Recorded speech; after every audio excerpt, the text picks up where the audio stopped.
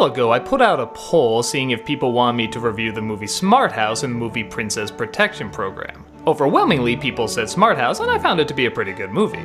But over time, some viewers pointed out you forgot to review Princess Protection Program. Oh yeah. Whoops. Well, here it is now, and all I gotta say is, wow, Smart House was a good movie. I mean, I don't know what I was expecting with a movie called Princess Protection Program, but I was expecting, I guess, a little bit more than this.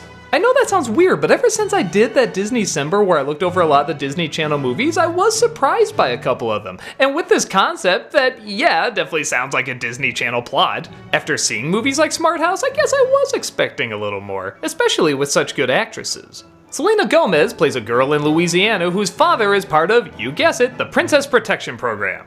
Wouldn't you know it, there's a princess, played by Demi Lovato, who's about to be crowned queen, but suddenly an evil general takes over and they have to get her to safety. With her mother being left behind, they put her in the Princess Protection Program. Yeah, apparently this is something that's really in demand. If you're a prince, king, or queen, you're pretty much out of luck, but let's face it, princesses are more marketable. Even down to selling the same dresses. Look at that, they look exactly alike. Anyway, their brilliant plan is to put her undercover in a high school, because yeah, a princess in a Louisiana high school won't stand out at all. She's supposed to act like she's from Ohio and not this Spanish-speaking country that apparently is so small it's not on most maps. And she's only told this once she's at the school. There is like no background given to her. She's just expected to know all the ways that a normal teenager is supposed to act, and it's like, what are you doing? No member of royalty is gonna blend in bowling when they've never seen bowling in their life. No sheltered ruler is gonna know how to operate an ice cream shop. What the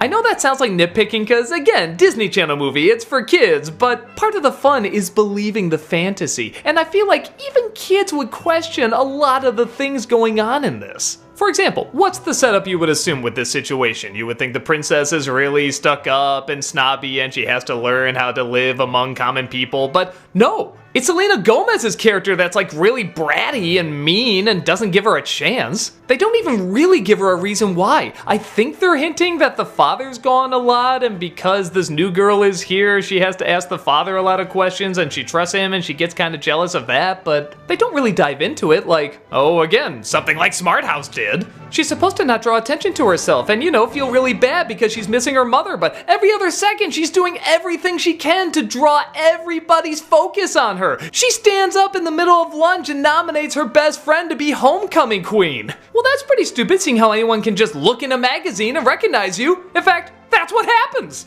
Later in the movie, this country that's apparently on few maps is in this magazine with these giant pictures drawing attention to her. Nothing about this makes sense. And again, this wouldn't be as big a deal if the characters were likable or unique or charming, and these are two really funny actresses. I mean, okay, Camp Rock wasn't very good, but Demi Lovato did have kind of this awkward charm to her. Selena Gomez has proven she can be very funny in Wizards of Waverly Place. And here, you can tell they're trying, but they're just not given anything with this script. It's just the most generic lines and dialogue, talking about what it means to be a princess and what it means to be true to yourself and to your heart. Friendship, loyalty, it's about more than just trying on dresses. So they have a montage where they help some people, and guess what? The majority of it is them trying on dresses. Yeah, we know where your focus is at. All the other characters are cutouts, from the jock boy to the bully girl. Somewhere I imagine there's a bizarro universe where these two talents are utilized and someone actually says, let's make something of this script. Let's take some time and throw in some good jokes and some unique ideas.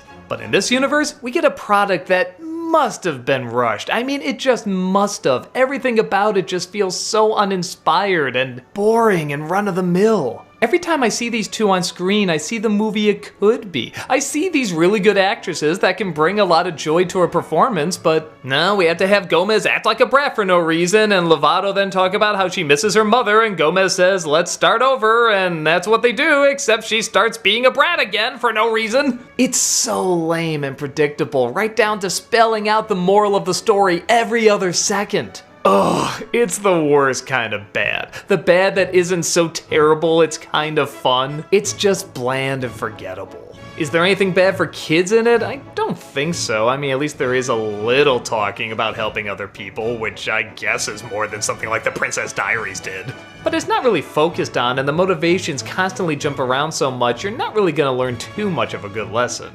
If you have a nostalgic soft spot for it, fair enough, but I think this is a princess movie that's definitely not worth saving.